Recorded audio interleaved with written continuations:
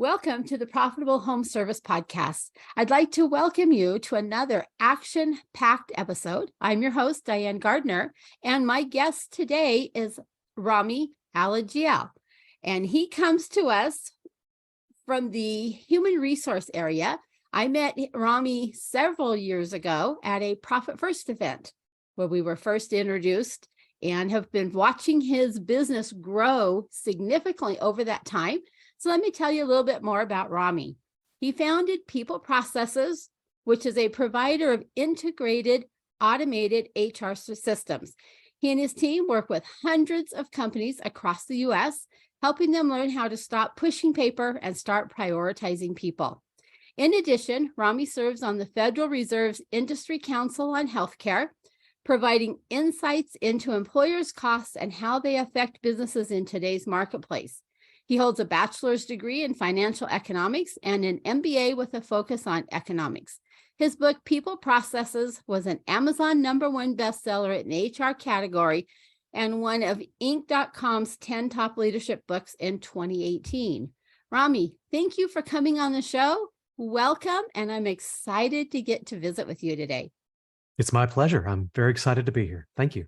Yes, I've just watched your business grow over the years. I've just been amazed at what you've done and how you've reached out and met needs that we didn't even know were there. You're always there. It always seems like here he is. Whenever we need something, we reach out and there's Rhamy. I think especially during the pandemic, you were pushing emails out with information. And as an accountant who was trying to help our clients, it's like, let me go see what Rhamy has for us this week. You saved my life in so many ways that you don't even know how, with just the information, because there was so much of it out there and so much of it wasn't correct. Right. But you were pushing out good quality information at that time that we knew we could rely on. You're being too good to me. Oh, no, keep going. Don't stop. Don't stop. No, don't stop. I've always been a nerd. I grew up a nerd. I love to read. I love to study. And when there were I found the same thing right as the pandemic was happening. The amount of, we call it misinformation now, but just bad analysis was happening left and right. So we really stepped in there, and it was a full-time operation during the pandemic. It hit everybody's business hard. You're talking to service-based organizations. They got hit hard. They did, yes. My company does HR for companies like that, and we charge by the head. In April, we lost 40% of our revenue. Wow. In 1 month, we dropped down. And the overtime, we went from, there was some overtime every week, to our average employee was working 61 hours a week because we're the HR team. We have to lay those people off. We had to cut our pay. And it was insane. It was just the busiest times of our lives. And we were so deep in it that when we started trying to put out the guidance for our clients, we decided to make that national and let everybody know about it. And it was a heck of a battle. It was. So I just want to say a big thank you again. I know I've told you that a few times over the years, but thank you again for being there and being so willing to give. Not everybody is a giver, but you truly are. And so I just appreciate that. Well, okay then. Thank you. I'm so excited. I appreciate that. So anyhow, I want to move on to talking about home service business owners.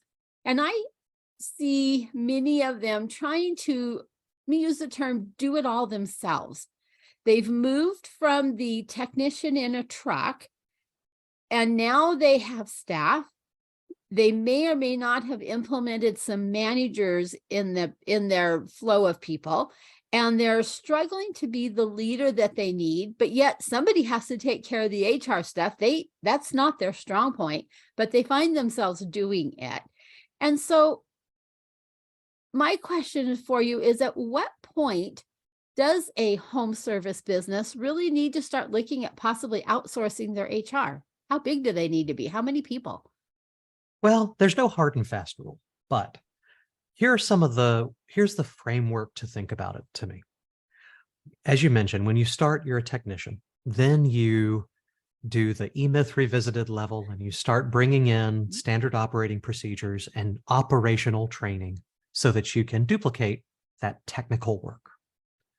And eventually you realize, hey, there's too many individual to manage here, I need managers to make sure they do that technical work correctly. Mhm. I think all of that can be done. I mean, depending on your compliance environment, the risk of the risk and cost of turnover, all sorts of items can go into this, but that can be done. And a business owner, you got to be scrappy and you got to wear a bunch of hats. I was in the same boat. I had to do it all myself for quite a few years, and luckily I had my wife to help me out with some operation stuff. I mean, that's what you got to do. But eventually, SOPs and the standard way of doing things becomes problematic because new things happen every day. And maybe it's because you've scaled large enough. Maybe it's because the complexity of your projects are getting too hard. And that's where, if you just have built technicians and operational managers, you're in rough shape. Because every time a new decision has to be made, a new judgment call has to be made, they're coming to you. And what HR can do, among many other things that keep you out of jail, can, hopefully save you money in terms of benefits and all kinds of things that they're supposed to do. But the most important function of HR is taking an employee, an applicant, from someone who probably wants to work in your company, all the way through someone who would make the same judgment call, the same decision you would make, or a better one, maybe, when that time comes. And you really have to think about that in terms of a process, just like you take someone who doesn't know how to mow a lawn to someone who does know how to mow a lawn. You got to take someone who doesn't know how to make these sorts of decisions and how you would make them and the framework around them, and turn that into a process that can be scaled in your organization. So as soon as you start feeling like, I got to make judgment calls and decisions all the time, and no one else around here does it. Sure, they know how to lay some pipe, but they're not thinking of the big picture. That's when you need to be developing leaders. And that is probably the red flag must. You need to be investing in your people processes. And that normally is through HR. HR is the department that takes humans and resources and makes sure that you have an ROI and that they're improving over time. So that's where you start looking at a company like ours, or need to. There may be other reasons earlier on. Maybe you've got to put in place some benefits and you're tired of doing payroll, and you need help with recruiting, and some of these other pieces could be reasons that you need an HR department. But the absolute must is when you need to be developing other leaders. And I think that's a crucial step for Yeah, home service businesses in particular, but all business owners, is being able to develop those leaders and then being able to trust their judgment as you've trained them and developed them and worked with them and continued to train them in the way that you would do things. that's right. I mean, Oh, most people never get past being a guy in a truck. no. And a lot of people fail at that, right? If some people do that their whole lives, but most of them don't even manage to succeed at that. Your listeners have made it past that stage, and they've managed to scale a little bit. They've managed to duplicate the operational side of the business, which is, you're already in the talented 10th. You're already absolutely amazing business owners to get to that point. But you'll see, and it happens all the time, companies that are 5 to 25 employees, and they can never make it past that, right? It can sit there until the owner dies and their kid comes in and ruins it all, or fixes it, whatever it is they wind up doing. But that spot is just as big of a choke point, just as big of a needlehead to pass through, where you've got to get from technician to being able to duplicate your operations. And then the next one, that next level, is where you as a business owner are less focused on operations and focused instead on developing processes that develop leaders that create operations. It's taking that one additional step back. Right. And that's a big step for people. Just as crazy as moving from just doing all the plumbing yourself to hiring people to do it. It's just as crazy to hire other people to make decisions that matter, that hit you hard when they screw up. Right. It's a big step. It's a huge step. Yes. Well, what does a well-functioning HR team or department actually look like? I mean, we know what an average business looks like. They're putting out fires constantly with their team. So what does a well-running one look like? That's exactly it. I remember this was early on in my career. Maybe I'd been in business 3 or 4 years. I got that big lead. You guys have probably all been there, where you somehow got into the room and were able to propose something that's, let's go for it. If they say yes, I don't know what the heck we're going to do kind of room, right? And this business, which I won't name, but it has about 1,000 employees in my hometown in Memphis. And my largest client at the time, I think, had 30. I mean, like I shouldn't have even been in the room. It was pure luck. But we're talking to their HR department, and that HR person, they have like 30 people in HR, and they were like, we are too busy bailing out the boat to plug up the holes, right? Wow. If we stop for a minute dealing with these burning fires to think about it, we're all going down.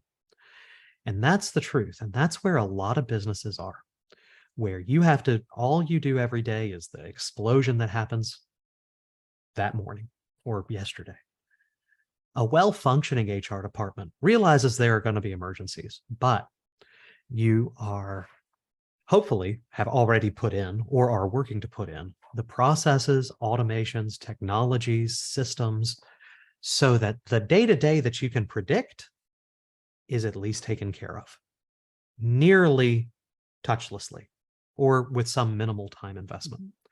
And that's where we kind of shine. We shine in making all of we have 111 of them, standard people processes from beginning to end. Let's put it in place. Let's discuss it, customize it, put it in place, test it, roll it out. Next thing.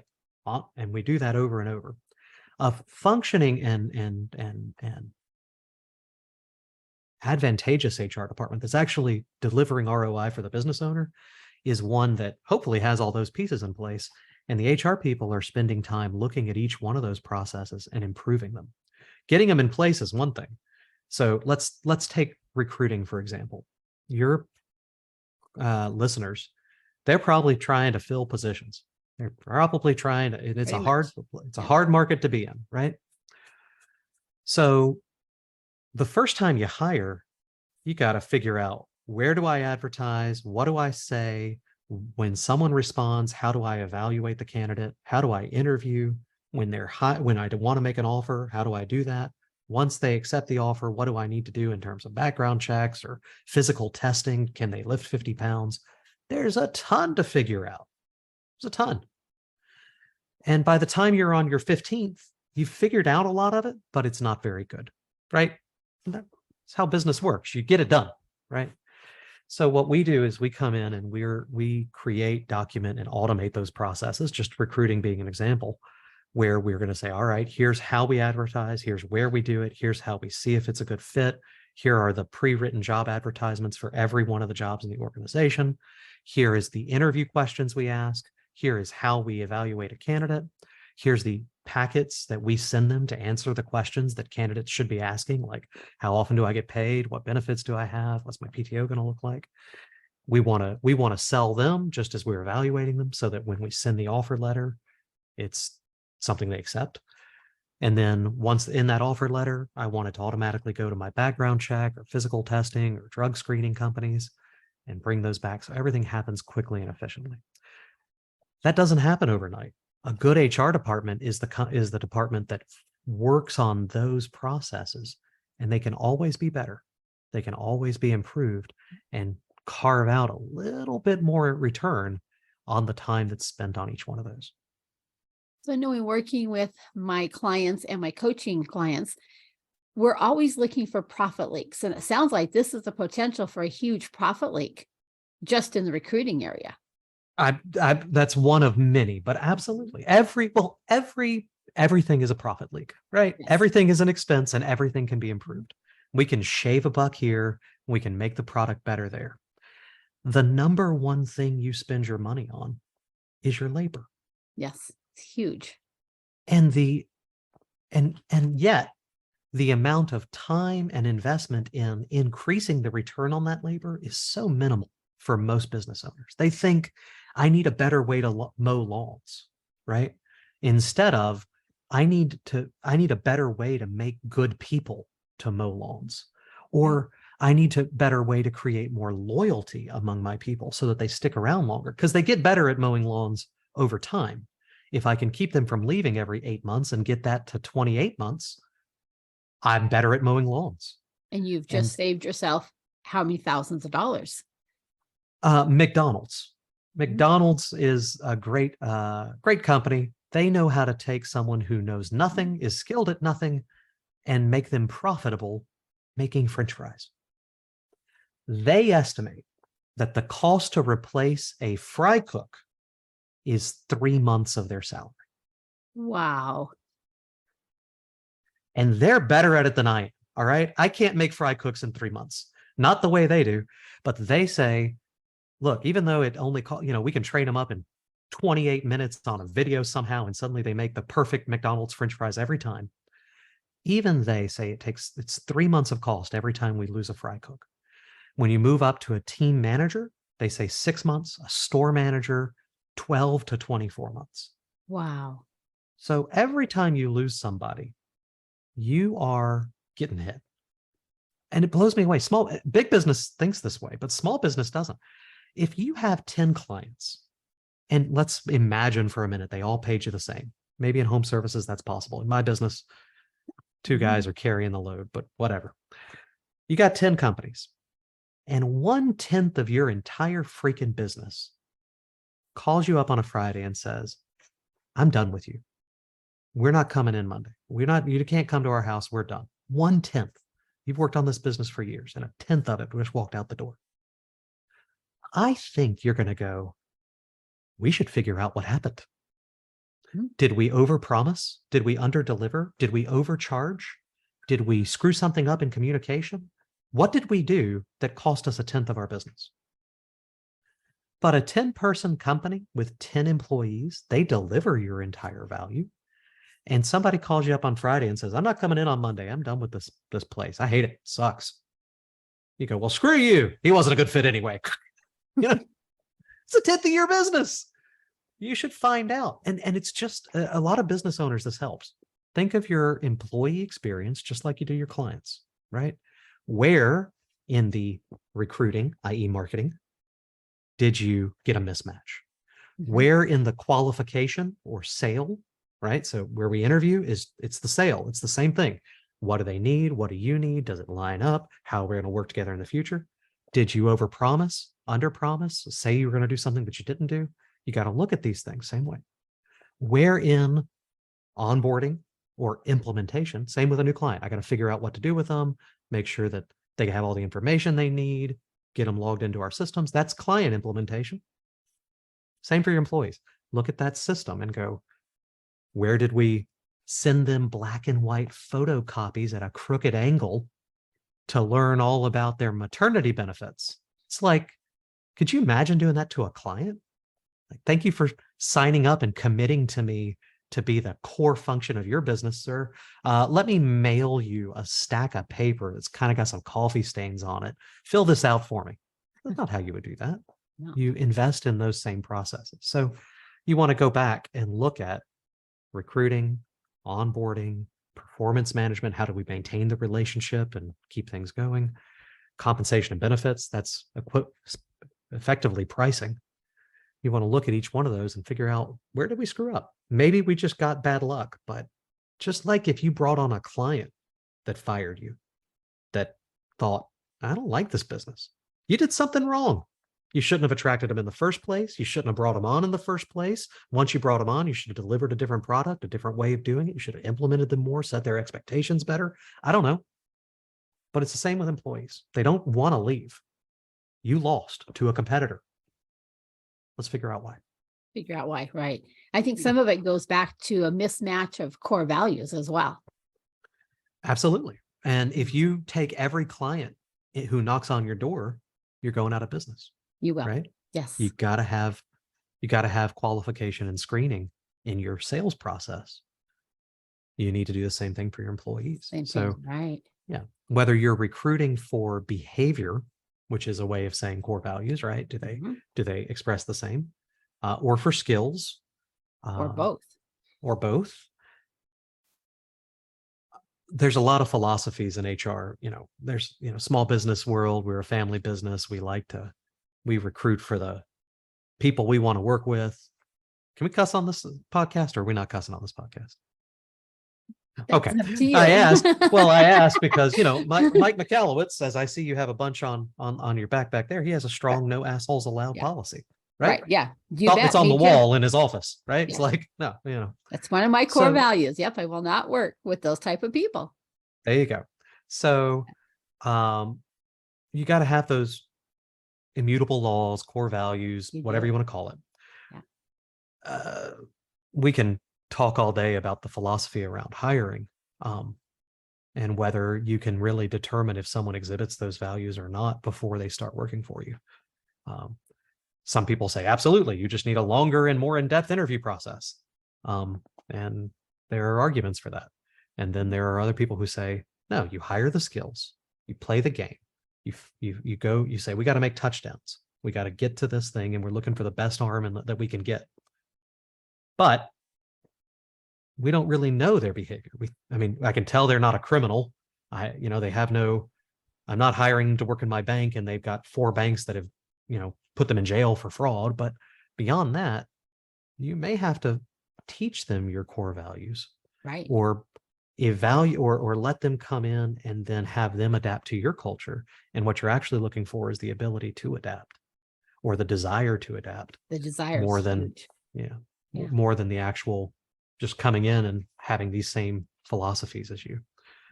So that's how I lean for, and it puts me against the grain in a lot of small businesses, but I lean for, we have to recruit people who can do the job. And then we try to figure out if we're going to hate working with them, but that's kind of a crapshoot. The truth is, it doesn't matter how good your processes are. You don't really know until the time comes. It's going to happen. And then we have in place very strong onboarding and performance management to figure out if they're someone who can really grow with us. And what you will find is, by being that selective, in my opinion, and then pushing it once they're with you, you'll get a much lower turnover rate than you would if you just tried to hire the sweetest, nicest, perfect person that you get along with, because you will often find that you don't know what the hell you want. You're making it up anyway. And so we need the right people in the room who have the skills, and then we figure out if we're going to be able to work together. Right. But that's a philosophy argument. But as we're talking, these are all areas that invisible profit, because you don't see it going ka-chink, ka-chink, ka-chink in your bank account. You can't pull up a P&L. You can't say, oh, here's a line for lost employees, or here's a line for lost employee productivity, or here's a line for employee inefficiency. You can't see that stuff on your P&L. Therefore, it's one of those silent profit leaks. But if we can hire better quality people, if you can do a better job of training them and helping them move to where you'd want them to be, your P&L starts looking a lot different as we go down the road. Absolutely. My MBA is actually focused as labor economics, but my paper is on human capital management. That's what we call it, HCM, human capital, because you as a business owner are investing in these people. You're paying them a salary, and you can pay better if they're going to stick around longer, because someone who's going to be there 2 years or 4 years or 8 years, we're business owners here. We can talk candidly. They're worth a lot more than someone who's been there in 1 year. Maybe you hire someone into a position, and at the end of the year, you give them a 7% raise. If someone who's worked for you for a year is only worth 7% more than when they started, you screwed up, right? Because by the time someone's worked for me for a year, and for most of my clients, they're yours, man. They know so much more. They're hard to replace. So lowering turnover, increasing those long-term loyalties, first of all, it gives you a much more skilled staff, people who know you, know your decision-making process, understand your culture, better operationally, more skilled, but also knowing that you're able to keep people for 7, 8, 10 years on average, not 7, 8, 10 months on average. It lets you pay more. And now you're suddenly a more competitive employer. So you're getting even better candidates. It's a self-fulfilling cycle. It keeps growing on itself. If you go to AutoZone is a huge Fortune 500 company. You all know them. Their corporate headquarters, the average tenure, is 21 years. Wow. They consider you kind of new and strange for the first decade you work. They don't lose people now. Wow. Yeah, now they're not my client. This is not an endorsement, any of that kind of stuff. I'm just saying, all they do is make parts and software. Like they should have 1,000 companies destroying them in a heartbeat, but they don't. And one reason is because they bring people in, man, and they don't leave. They don't leave. So something to think about for your business. Right. That also affects your team morale, which comes right back around to, do we have a well-functioning, happy team that works together well, or is there backbiting and gossiping and various stuff that can start happening, drama and things that happen, and now your team is so busy dealing with that kind of stuff that they're not out there efficiently handling your jobs and taking care of your customers and giving them the best service that they can potentially give them. Absolutely. I want your listen, because I know we got a small business audience here. So let me just throw a little thought out there. I'm a bad HR man. I'm bad. I'm not a sweet HR guy. Your team looks at you as the leader. The way you behave is the way they behave. And what you tolerate is what becomes your culture. Your goals don't freaking matter if what you tolerate stands in the way of them. It's so hard. A lot of you probably say, I run a family business. All my employees are like family. I love them. Well, you know what? I got a family and I love my family, but I got an uncle who says some crazy stuff, right? And I can't fire him because he's family. Your business isn't a family. Your business is a sports team. It's a pro sports team. It's in the big leagues, and it's got to win and survive till the next quarter. If you're Apple and you're sitting on $140 billion, well, sit on the money, hire some fresh college grads, let them screw around and play ping pong until they just love you and can't work anywhere else. But that's not my position. I got to get winners in here and fight and win. And what you tolerate as a business owner is what will become the norm. If you let people come in, if you say we have a 15-minute grace period, we start at 8, but 15-minute grace period, be here by 8:15. Your start time is 8:15. Yep. It's what you told me, right? If you talk to your assistant or you've got a guy who's worked for you for years and y'all hang out and you talk and you go, that new guy we hired, he looks funny, doesn't he? He's got some funky ears. Do it. Sure.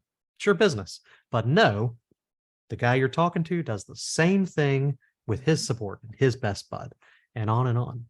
You set the tone, and what you tolerate is what happens. So sometimes you have to, unfortunately, as a business owner, be meaner, be more professional, more contained, because you're on stage. And even in your 10-man company and 5-man company and 50-person company, the executive, you see it I'm in 100 businesses. The executive wears sweaters and jeans. Go to their offices. Half the guys are in sweaters and jeans. Executive wears a suit. Everybody's in a suit.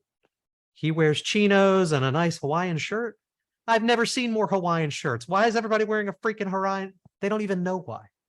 But they follow where you lead. So I have bad news for you. If they're all gossiping around you and focusing on petty details, it's because you let them, and you probably in the last few years have participated a good little bit too. So we got to help you guys figure out how to not do that, and then implement processes that hold you accountable to it. Because that's the other thing. In a 5-person company, you can make the decision every day. I like this guy. He can stick around even though he did that. This guy, he doesn't mow lawns very well, so we're getting rid of him even though he did the same thing as the other guy. But as you start to scale, that's not going to work anymore.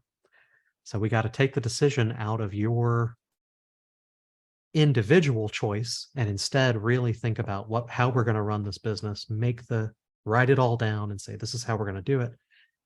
Make that the process and then revise the process as we learn more. But until you write it down and make it a process, you're not getting anywhere. And one thing that's nice when you have a well laid out process in place, if an employee isn't performing to your standards, whatever you've identified as your standards, you've got something to measure them by. And it's no longer as like, I really just don't like working with Joe anymore. He's just not what he used to be. Well, you've got a process that you can come in and you can measure against. You actually have something tangible that you can work with, whether you develop a plan of action to help Joe come back into form where he should be, or if you let Joe, go, but you've at least got something in writing. You've got something that you can show. The rest of your team sees that there's a platform that everybody goes to, and it's not just because, well, he likes you better than me. That's right. That maybe happened morale in the early years. Yeah, but also, how are you going to teach a manager or a director to make the same decision you would if your decision changes every 3 weeks depending on how good they look? Like, don't do that. Right? You can't do that. You've got to make a process so that it can scale. You can teach your managers it, you can teach your executives it, and your executives can learn, if they can embody your cultural values. Chair just bumped. Sorry. If they can embody your cultural values, then they're going to wind up making the same decision you would have. But if the only thing you give them is, I trust you, make the decision, and there's no framework, they're all going to make different ones. And you're going to have some departments where people love to work because the manager's so sweet, and some departments where everybody works, 20 hours of overtime a week and they're all grinding it out. And then when those departments interact, there's going to be firefight. And I see that all the time because the executive didn't lay out what they need to grow into. Instead, he said, I trust my managers. And maybe you do. Maybe you were the perfect example. And now they're very tight with you. Let them make the decisions. But if you can't put in place a more unified position, within a year or two, your marketing department is going to want to light your logistics department on fire because you've let them be the executive. So you have to unify that too. And I think this is all part of moving from the technician to kind of the manager to the actual CEO of your company. Right. And that's the growth. And that's a painful growth trajectory to work your way through, because most of us didn't come into this world as CEOs. We had to learn how to claw our way up there and figure out, what does that term really mean? And why do I want to be CEO of my company and not just one of the guys out in a truck? That's right. That's right. And look, you all have employees, and some people are made to be employees, right? Yep. They've decided that's what's right for them in this stage of life, and there's nothing wrong with that. I need them, Yep. We all need them. Yeah. And they've decided, I don't want that risk. I want this reward. It all makes sense to me. No problem. You thought differently and you pushed through, and now you've started an organization and built an organization that has management. That's you. And just as many people are fine there as they are employees. To move to that next level of executiveship, of being an executive, I think 90% of small business owners aren't ever going to make it there, because it takes a different mentality. It's a different day. Today, I have this interview. This morning, I spent the majority of the day doing policy and procedure development. I have marketing pieces, but I have 13 departmental meetings a week where I'm meeting with department heads, where they're presenting me their plans, progress, and problems. They're doing the research. We're brainstorming problems. They go back and find solutions, present those to me for decision-making. A whole structure like that. It's a very different job. I kind of miss just doing HR, right? It's kind of fun to sit in on a investigation or go do benefits research and craft a plan. That's what I did for a long time.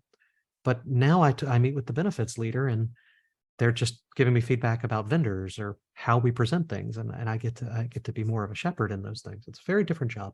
And not many people, including me, have a good time changing over to it. It took a some real growing pains. Yes, it's a very painful process. But And your clients are going to hate it. Yeah, but They rewarding. like talking to you. Rewarding for those who actually can do that in their business. Absolutely. And be able Absolutely. to become a little more passive owners. So many of my clients talk about they want to be able to have their life again. They've poured so much of themselves into their businesses, but they just don't quite have all those policies and processes in place that allow them to rely on their managers and be able to step back. It seems like all the commercials and stuff show all the business leaders, they're either out on the golf course or at the beach, or they're hanging at the yacht club or whatever. It's like, sorry guys, that is not reality. That's We right. are It's a hard grinding it job. out for the most part. That's But right. being able to even get a piece of that pie where they can be away from their business for a period of time and just start That's the getting dream. some of that off of their plate is a great dream for them to be working towards. That takes other leaders that you trust. If you have other leaders in your organization and you don't trust them, I defer to you. You probably shouldn't. Okay. I'm not someone who says, oh, you just need to let go. It's because your dad yelled at you when you were young. You need to trust other people. No, if you don't trust them, don't let go. You got to work. You got to work hard. And that's right. And we got to build processes that let you go from an employee who you can't trust would make the same decision as you would, or a better one, to someone who you do. And that can't just be them hanging out and drinking a beer with you on the porch every night for 10 years. You can't have that be your process to develop other managers, even though people try. It's not going to work fast enough. So that's an example of a people process. That's onboarding or performance management. There are lots of other ones. We obviously have to worry about payroll, time and labor management, keeping your costs under control, time off, long-term leave of absences issues. There's compliance. As you grow into more states, that gets more and more complicated. When you hit 5 employees, depends on the state, but in most states it's 5 employees, 15 employees, 20 employees, and 50 employees. The laws that apply to you change drastically, and things change a lot. So there's a compliance aspect you got to worry about. And then there's recruiting and retention, which is effectively a marketing and sales operation mixed with compensation analysis. Are we paying the right amount, providing the appropriate benefits, getting our return on investment in this? All of those are separate people processes. And at my company, we have specialists in each one of those. We have a HR compliance person, a payroll person, a time and labor person, a benefits person, a compensation person. And each one of those are people with much greater expertise than I have in any one of those topics. And that's what's needed a lot of times to really make progress in those as you scale and grow. A standard HR person can give you 80% that'll, give you the 20% that'll get you 80% of the way there. But if you need it to actually work every time, even when you're out on a vacation, you probably need specialists in there to make sure it moves forward. And those specialists is something that your average home service business would never even think about needing. But in reality, they probably need them more than they realize. If I could figure out how to do it with less people, I promise you I would. Promise you I would. I'm just, it gets so complicated so quickly. Especially, like I'm in Memphis, Tennessee, great town, Elvis, barbecue, Justin Timberlake, big fan of Memphis. Mm-hmm. We're at the corner of Tennessee, Mississippi, and Arkansas. People live in Mississippi, drive into Tennessee. People live in Tennessee, go to Arkansas. Memphis and West Memphis are in different states. They have different laws. If someone works from home in Arkansas, congratulations. My Tennessee-based business is now an employer in Arkansas. Suddenly I've got compliance headaches. Break times for nursing mothers is required and different in Arkansas than in Tennessee. Overtime regulations. How you have to go through ADA compliance, which is like a state version of ADA. At 5 employees in Tennessee, I have to offer them state continuation on their benefits, just like I was a 50-person company or a 20-person company, because Tennessee wants us to do that. Arkansas has a special notice to give every time you terminate someone, their unemployment notice. The depth of expertise to know that in just the 3 states I'm sitting in that I can see from my balcony is beyond me.